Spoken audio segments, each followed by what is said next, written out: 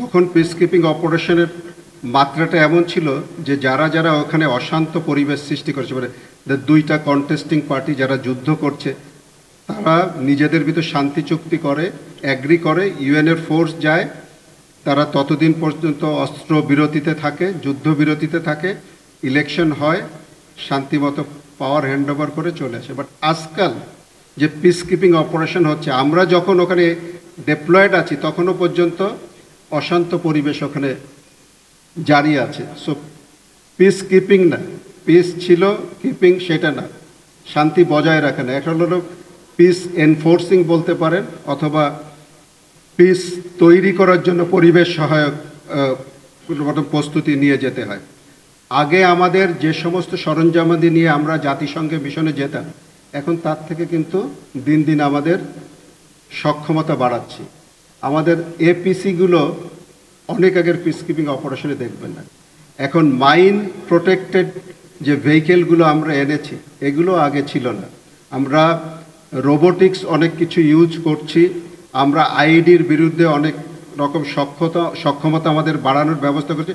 ভবিষ্যতে আমি যেটা মনে করি, ড্রোন এইসবের বিরুদ্ধেও আমাদের সক্ষমতা বাড়াতে হবে। আগের থেকে এই অ্যাসিমেট্রিক, মানে আমাদের সামগ্রিকভাবে পিসকিপারদের আক্রমণ করার পন্থা কিন্তু অনেক নতুন নতুন আবিষ্কৃত হচ্ছে। আমরাও সেটাকে প্রতিহত করার জন্য আমাদেরও সরঞ্জামাদি এবং অন্যান্য টেকনোলজিক্যাল ডেভেলপমেন্টের মাধ্যমে আমাদের প্রোটেকশন লেভেলও বাড়াচ্ছি।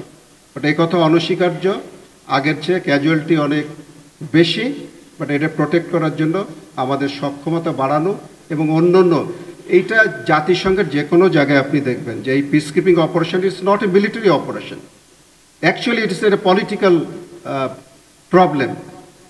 এই পলিটিক্যাল প্রবলেমটা মিলিটারিলি সলভ করা ইজ কোয়াইট ডিফিকাল্ট। অনেক সময় ওখানে দেখেছি অনেক পলিটিক্যাল প্রবলেমের জন্য people depend on military in the name of protection of civilian. আমরা we are assign to do so many duties, যেটা আমাদের দেখা যায় অরিজিনাল ম্যান্ডেটে নাই। We have to go beyond our area of responsibility.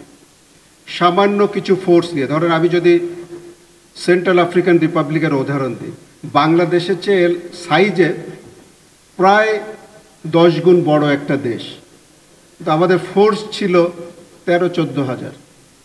13-14 হাজার ফোর্স দিয়ে এত বড় একটা এরিয়া, আর যার বর্ডার একেবারেই আনপ্রোটেক্টেড। তার বর্ডারগুলো চাঁদের সাথে, ক্যামেরুনের সাথে, কঙ্গো ব্রাজাভিলের সাথে, কঙ্গো ডিআরসির সঙ্গে এবং আমাদের এই উগান্ডার সাথে, এতগুলো বর্ডার। এবং যেখানে সেই বর্ডারের ভিতরে মানে ক্রাইম, মানে ক্রস বর্ডার ক্রাইম কন্টিনিউয়াস ওখানে হয়। তো সেখানে মানুষের জীবন প্রোটেক্ট করার নামে এই অল্প কয়টা মানে পিস কিপার কীভাবে ওখানে আপনার এই অপারেশন সামগ্রিকভাবে করতে পারে। বাট এই কথা আমরা আমাদের অনগ্রাউন্ডের সমস্যা অনেক সময় বোঝাতে পারি না। বাট যে ফোর্সরা ওখানে অনগ্রাউন্ডে থাকে, তারা কিন্তু সবসময় রিলিজিয়াসলি চেষ্টা করে তাদের বেস্টটা। এবং এক্ষেত্রে মানে যখন আমরা বললাম স্টেবিলাইজ মাল্টি ডাইমেনশনাল যে মিশনগুলো আছে, যেখানে আপনার সিভিলিয়ান, মিলিটারি, পুলিশ সব একসঙ্গে কাজ করে, বড় বড় মিশনগুলো সেন্ট্রাল আফ্রিকায় যেটা, তো ওখানে কিন্তু পুলিশ প্রবলেম বলেন বা পলিটিক্যাল, আমি দেখেছি most of the time people first look at army, মানে মিলিটারি, যে আপনারা প্রথমে ঠিক করেন। তো এই জন্য আমাদের ক্যাজুয়ালিটি বেশি হয়। But we are trying to improve upon the situation, আমাদের প্রোটেকশন লেভেল বাড়ান, because it affects our morale. আমরা তো, আমি তো একটা উদাহরণ দিলাম যে এত বড় দেশে মাত্র এই কয়টা force, is it enough? It's never enough, considering the condition যে সবসময় ওখানে কিন্তু শুধু ভারী অস্ত্র না, নানান রকম ইম্প্রোভাইজড এক্সপ্লোসিভ, আমি বলছি যে ড্রোনেরও আশঙ্কা করছি, এইগুলো নিয়ে যখন আমাদের প্রতিপক্ষরা সজ্জিত, সেখানে কি আমাদের যদি অংশগ্রহণ বাড়াতে পারে, ডেফিনেটলি ইট ইজ। বাট এর সাথে বাজেট জড়িত, অনেক কিছু জড়িত। ইউএন চেষ্টা করে সবচেয়ে কম সংখ্যক সোলজার গ্রাউন্ডে ডিপ্লয় করে যদি প্রবলেমটা সলভ করা যায়। But we R urging for more. আমাদের যে কনসেপ্ট অফ অপারেশন আমরা দেই, সেখানে বলি যে আরও বেশি লাগবে, বার্গেন করে তারাও বাজেটের পরে নির্ভর করে কমাতে থাকে সবসময়। বাট ডেফিনেটলি যত চিনি তত মিষ্টি, তো আপনি যত বেশি ফোর্স গ্রাউন্ডে ডিপ্লয় করতে পারবেন তত it becomes easier for us. আমাদের পিসকিপাররা যখন আফ্রিকা বা অন্য কোনো দেশে যাচ্ছে শান্তিরক্ষী অপারেশনের জন্য, বাংলাদেশের থেকে যে আফ্রিকায় যাবে, ধরেন কোনো একটা সোলজার যে আফ্রিকা দেখে নাই, তাকে তো বুঝতে হবে যে আফ্রিকা কেমন, ওখানে গেলে কি পরিবেশে তাকে যুদ্ধ করতে হবে বা শান্তিরক্ষী অপারেশন করতে হবে, সেই জিনিসটা বুঝতে হবে। এইটা বোঝার জন্য আমরা কিছু এখানে এই বিপশটের ভিতরে আছে বা অন্য জায়গায় যখন আমরা প্রি ডেপ্লয়মেন্ট ট্রেনিং করি, তো সেইগুলোর কিছু সিচুয়েশন তৈরি করে আফ্রিকার ওই এলাকা কেমন হবে সেই পরিবেশ সৃষ্টি করে তাদের ট্রেনিং দেওয়ার চেষ্টা করি। কি কি সিকিউরিটি চ্যালেঞ্জ উনি ওখানে গেলে ফেস করতে পারে, কিভাবে ওনাকে রিয়্যাক্ট করতে পারে ওই সিচুয়েশনের জন্য, এইগুলো আমরা করি। এটা গ্রাউন্ডে করার থেকে, এর গ্রাউন্ডে করতে তো অনেক খরচ, অনেক ফিজিক্যাল ডেভেলপমেন্ট, সেইটাকে অ্যাভয়েড করার জন্য এইটা আমরা ওয়ার গেমিংয়ের মাধ্যমে কম্পিউটারের ভিতরে এনে এটাকে সিমুলেট করে একটা কাল্পনিক ওই ধরনের রূপরেখা অঙ্কন করে সেটাকে বিভিন্ন লেভেলের প্লেয়ার এবং স্টেক হোল্ডারদের কাছে বিতরণ করে তারা নিজেরা not being physically present on the ground but apply the same decision making process, এটা করে এই প্র্যাকটিসটা করতে পারবে। তখন মানে গ্রাউন্ডে যাওয়ার আগে it's like any of the simulation ট্রেনিংয়ের মতো।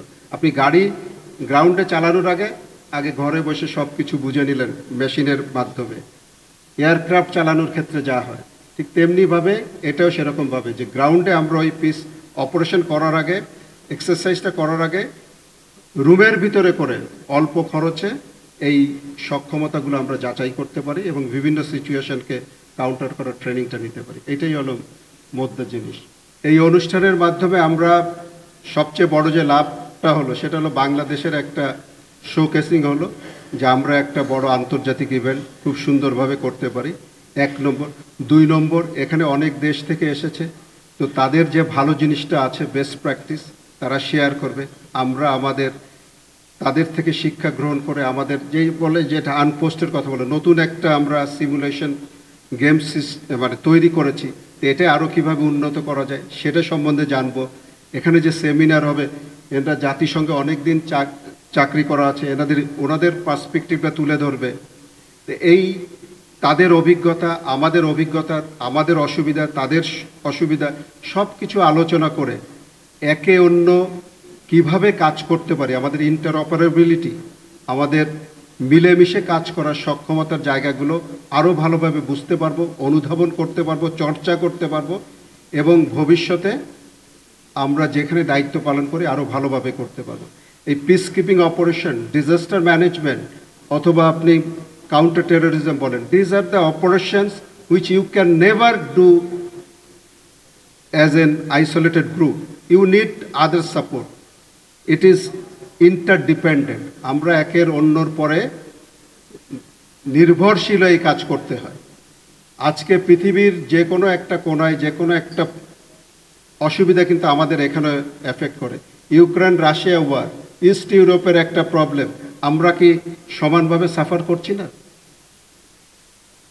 ঠিক তেমনিভাবে সবাই কার কি পার্সপেক্টিভ যদি নিতে পারি সেটা ভালো। আর এটার মাধ্যমে জাতিসংঘেও আমাদের একটা ভাবমূর্তিটা উজ্জ্বল হচ্ছে। আমরা কিন্তু একটা প্রচেষ্টা রেখেছি যে রিজিওনাল হাব, এই অঞ্চলে শান্তিরক্ষীর ট্রেনিং এবং অন্য কিছু আমরা লিডার হিসেবে থাকতে চাই। তো সেটার ক্ষেত্রেও আমরা আমাদের সক্ষমতাটা এখানে আরও একটু প্রকাশ করছি। Thank you. So thank you very much. May Allah bless us all.